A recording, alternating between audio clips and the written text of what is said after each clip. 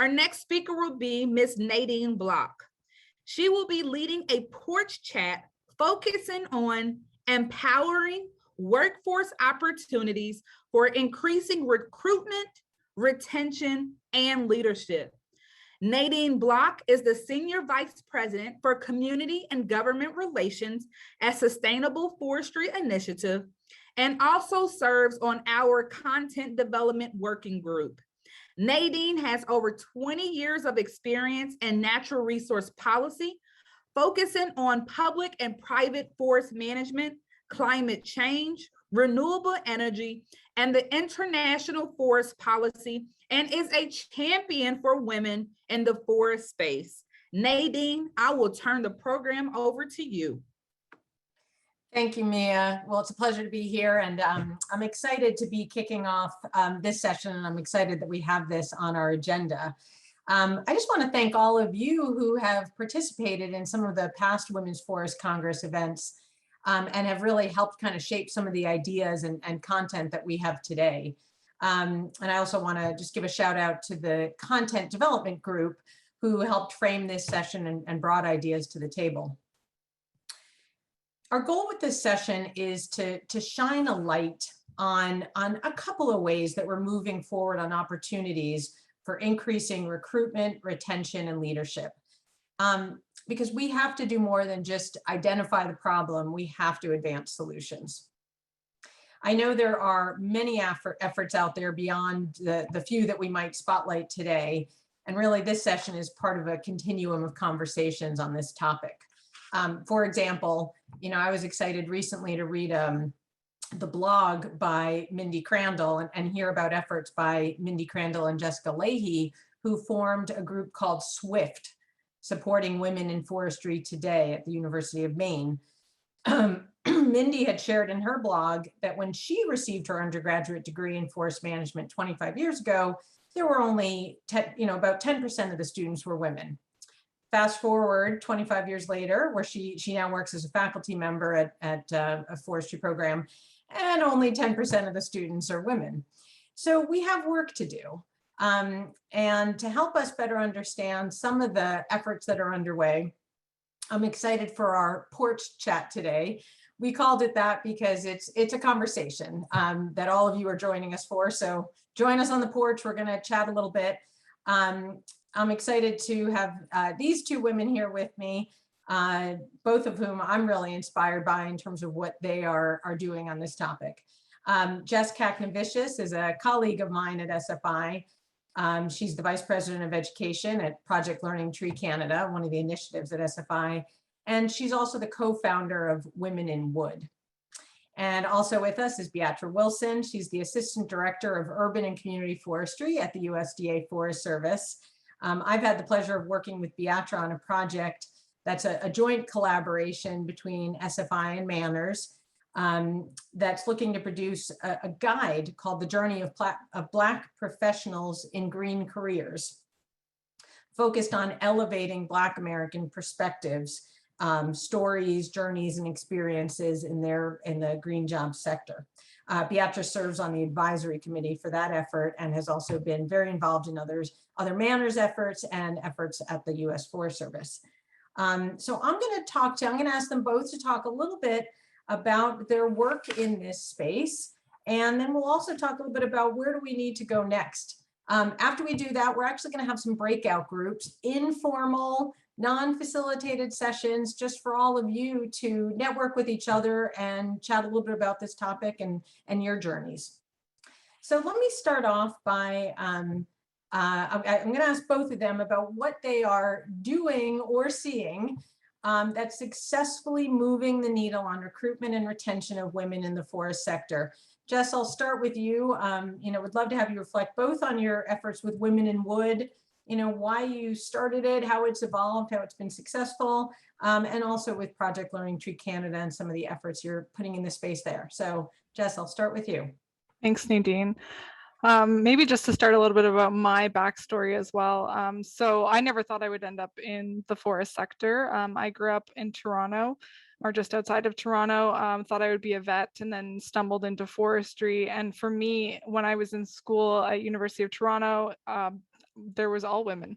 And so I wasn't exposed to no women until I left school and then entered into the workforce, that I started showing up at conferences, or I started showing up at various events and realizing, oh, this isn't common. What I had in school was not necessarily what was reflected in the working world. And so that's what kind of ended up developing into Women in Wood. My friend Lacey and I just happened to be running into each other at events. We happened to be the only two women in the room.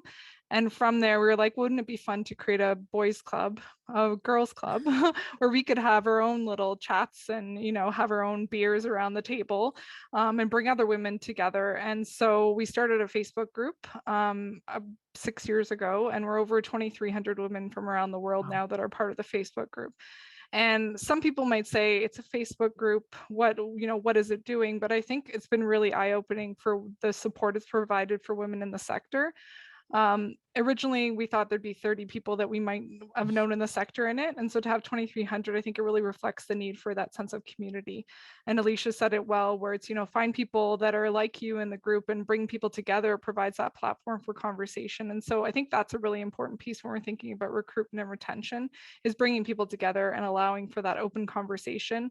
Our Facebook group is closed to men, and it's like that on purpose. It provides an opportunity for women to ask really tough questions, and sometimes there are really tough conversations that happen there, but they get really honest answers and an opportunity to learn from other women in the sector that have been around for 40 years or been around for a few years, and help them navigate their challenges. But just like Alicia said, that also provides an opportunity for people to ask simple questions around gear. And what are some of the best gear out there that for fit or for durability or whatever people are looking for? Again, it's that sense of community. And I think the sense of community has been really important for retaining people in the sector. I know women can often, providing women a place, there we go. Providing women with a place to really, connect and ask questions on advancement, ask questions on negotiating. It's been probably one of the most successful things for creating that sense of community. And then for the work that I actually do on a daily basis for PLT Canada, so we've been working to support young people in green career pathways over the past 3-4 years now. And it's really about providing employer education around supporting diverse people in the workplace, including women, as well as providing that visual representation. And I think sometimes we forget that if you're not seen in a workplace, if you're not seen as someone who could work there, you might not necessarily go and explore those careers. So for PLT Canada, it's really providing that opportunity for young people to see other young people. And I think when we think about, this career pipeline issue and making sure that people are entering and staying in the sector, it really starts with entering. And if you don't enter people and support them along the way, you can't talk about senior leadership if they're not even considering entering into the field. So PLT Canada has done a really good job of providing those supports, and our mentorship program has been really successful in providing women, young women, opportunities to explore and find mentors in the field. So those are just a couple of the pieces.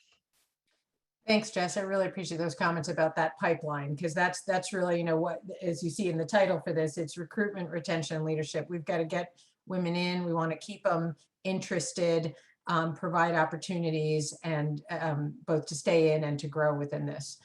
Beatra, I'm going to turn to you next with that same question. I want to hear a little bit about your work and how you're seeing that, move the needle on this. Hi, good afternoon. Thanks. And Nadine, quick sound check. Can you hear me?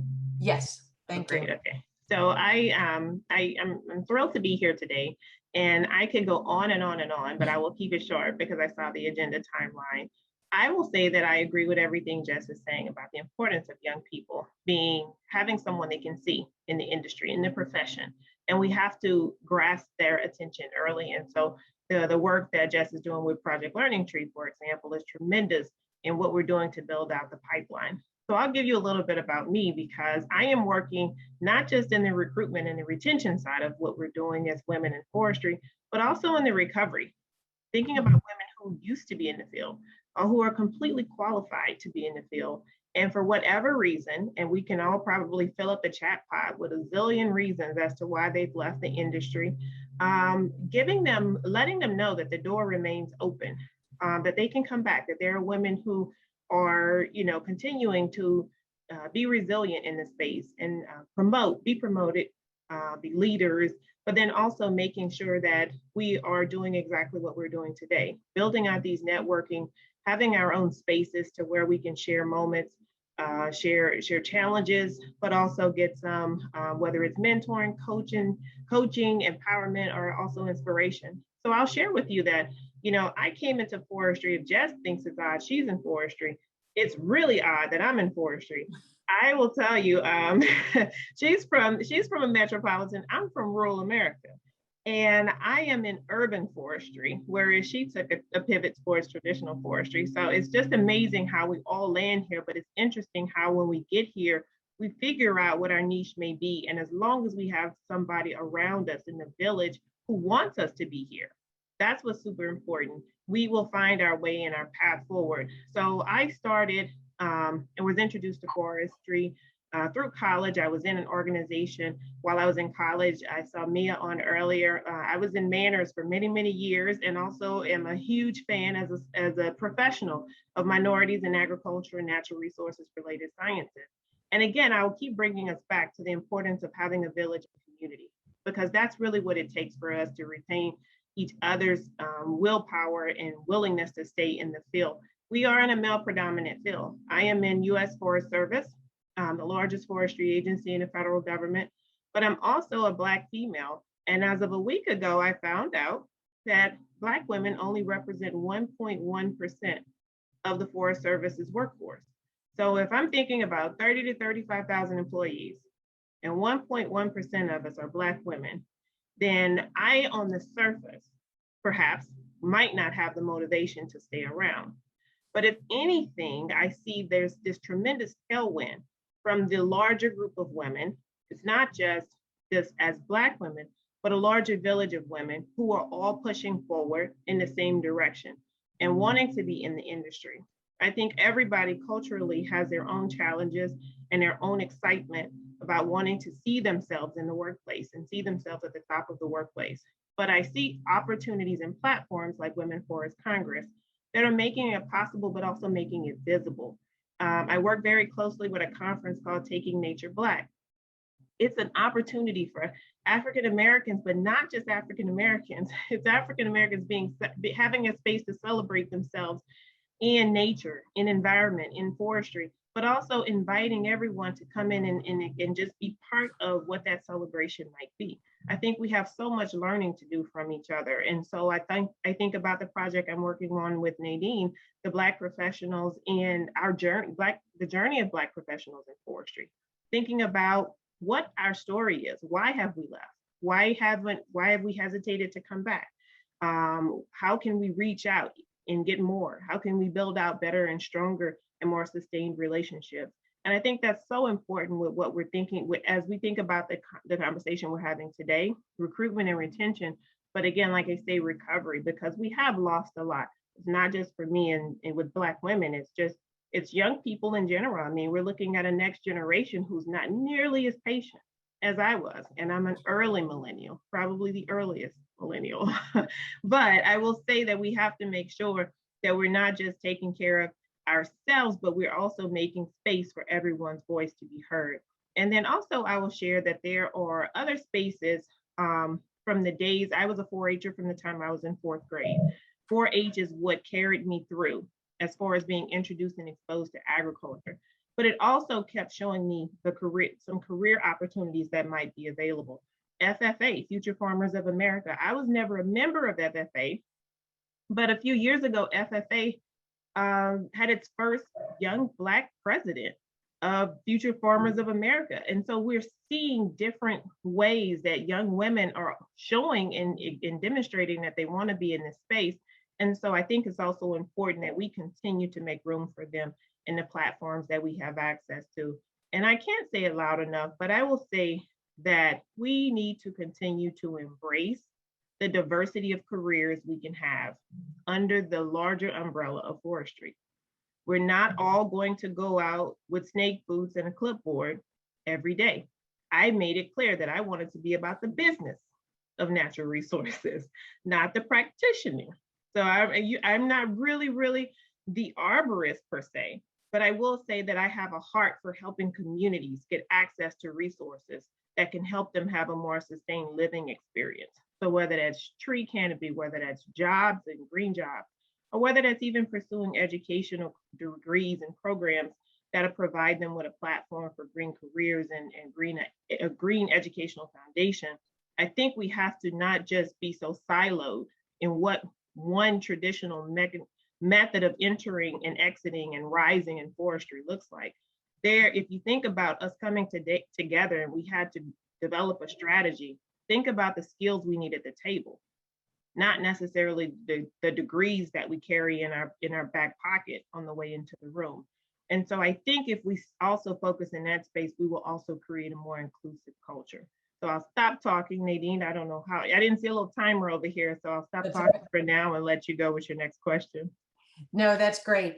Thank you, Beatrice. I mean, you touched on several really important issues here, and, you know, really resonated with me, that idea of having a village. And I think that's what the Women's Force, several efforts that we've talked about are providing that space, including Women's Forest Congress. And I think it's been helpful, like you said, whatever degree you're bringing to this, or whether you're up in the treetops or sitting in an office, to understand our community, help support this community. That's obviously a key aspect. So let me use that as a way to pivot to thinking about the Women's Forest Congress. We each have efforts we're involved in and want to continue to support, and that's going to be critical, that there are multiple efforts underway at the local level, at the national level, binational level. As a Women's Forest Congress, as a convener, as a platform, what do you think the Women's Forest Congress could or should do as a group on this topic?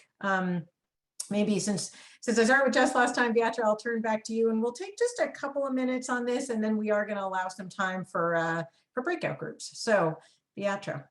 Yes. So I think, one, I have to give you all a shout out for what you're doing right now. Even when I don't think about what's on my calendar the following week, it's always a great surprise to see an opportunity like Women's Forest Congress come together. I'm so used to Liz's meetings where we start with just taking a moment to check in, you know? So if I had to check in today, I would have to tell you that I sat in car drop-off lines for the first day of school for 2 hours today. And as soon as I log off, I'm going to get back in those lines to retrieve my 2 kids. And I will tell you that it's okay to tell people that you have personal priorities happening that day. And I think that that's the power of being intentionally inclusive in some of the spaces. Nadine would not take no for an answer because she wanted me on this platform. And so when I told her I had a 2-hour window because I was planning to be off today, she said, no, let's figure out how to have your voice in the room. And that's what we need to know as women, is that we have the power to negotiate because we can understand, we're empathetic, we are graceful towards each other. And so it's, don't feel like you're missing the opportunity just because you need to be your whole self. That's the importance of being and bringing your whole self to the table when you do come.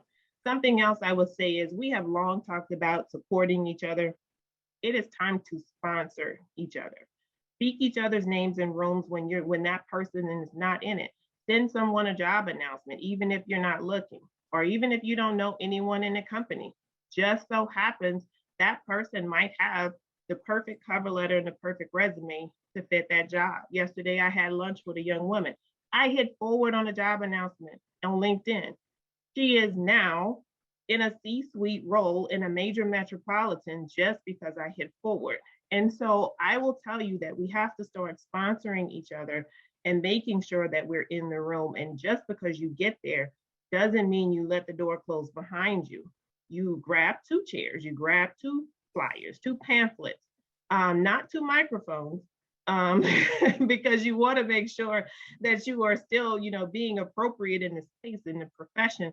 But I will say, make sure that you're always grooming or making room for somebody else to come in. The only other thing I would put down is that we have been mentoring and mentoring and mentoring.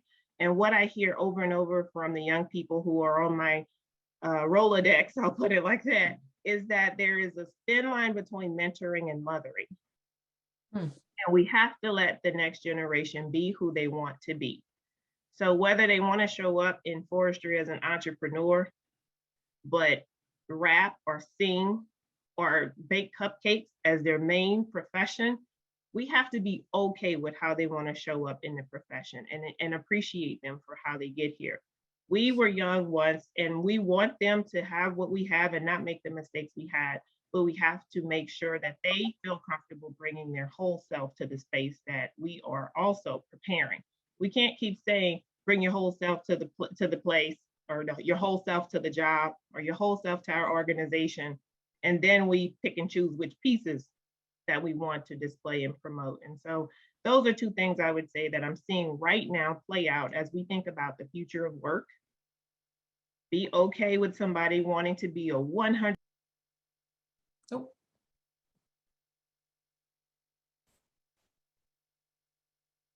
Hold on, Beatrice just got muted.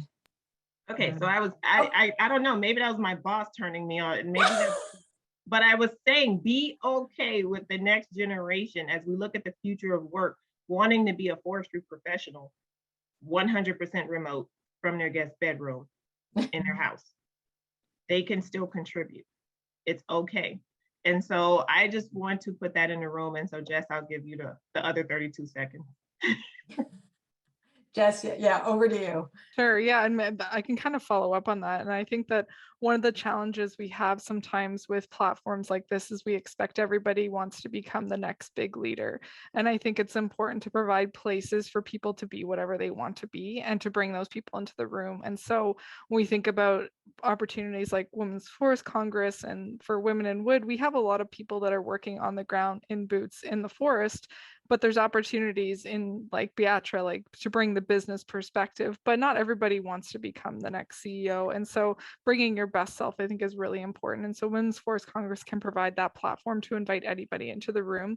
And, you know, whether it's flexibility in schedules or flexibility, the type of events, the speakers, making sure that you have that diversity represented in jobs, just like Beatrice said. I think one of the other things I think about is Women's Forest Congress has an opportunity to scale up and already elevate what's out there. And I think that that's really important. There's lots of great initiatives happening. There's Women in Timber, you know, associations across the US and Canada that are doing great work too. There's no need to be repetitive, but really bring people together to collaborate more. I think that there's a huge opportunity there for the Women's Forest Congress. And then for me, the one thing I will say, and it was kind of funny when we came back from break, I was laughing because I think there's one guy in the room and he happened to be on the big screen. And I was like, sometimes we forget that in forestry, we often speak to the converted. And I think sometimes in these situations, we speak to those who are already in the fold or bought into this idea of inclusivity and diversity. And so making sure we're making space to connect with other people and to share and to bring their perspectives in, I think is really important. And for them to understand. I've been to many events before. We've held events where it's been panel discussions and there have been men in the room that have said they've benefited from hearing from women's perspectives because they don't get that chance to. And so it's, again, that it's nice to have a closed group, but it's also really nice so that, you know, men and other people can start hearing the challenges that we face and the ways that they can support us exploring the workplace. Thank you both so much. This has been great. I think it was a nice segue from, you know, our first speakers, you know, and Alicia's comments really resonated with me about surrounding yourself with helpful partners. And that's what both of you are doing. And I think what the Women's Forest Congress is doing. Obviously, there's a lot of work for us to do together. You've put some great ideas on the table. So thank you both. I'm going to turn it back to Mia, who I think is going to give us a little bit of direction and time in breakout groups before we move on to the next topic. So thank you, Jess and Beatrice. Yes, thank you all so much. And for your words of wisdom that is much needed as we move forward and truly sponsor one another in this space. And so thank you all so much for being here this afternoon. So we are going to transition to breakout rooms. And so this is going to be informal and unfacilitated. And so what we want you to do is share your career journey, what was helpful to you on your career journey, and share how you worked through any challenges along the way. And so we're going to give you about 10 minutes in your breakout session to answer. We hope all 3 questions, but definitely get to many as you can. And then we will come back and then we will dismiss you for a short break. So I'm gonna turn it over to you, Amy, to put us in breakout rooms, and we'll see you back here at 2:30 p.m. Eastern Standard Time. So I want to thank you for sharing your career journeys with one another.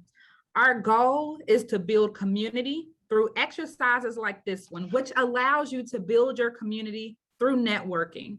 We look forward to hosting in-person networking during the Women's Forest Congress in 2022. Now it is time for a short break. So we are going to give you until 2:45 p.m. Eastern Standard Time to take a short break, and then we will jump right back into our program at 2:45. So please enjoy yourselves, and we'll see you here shortly.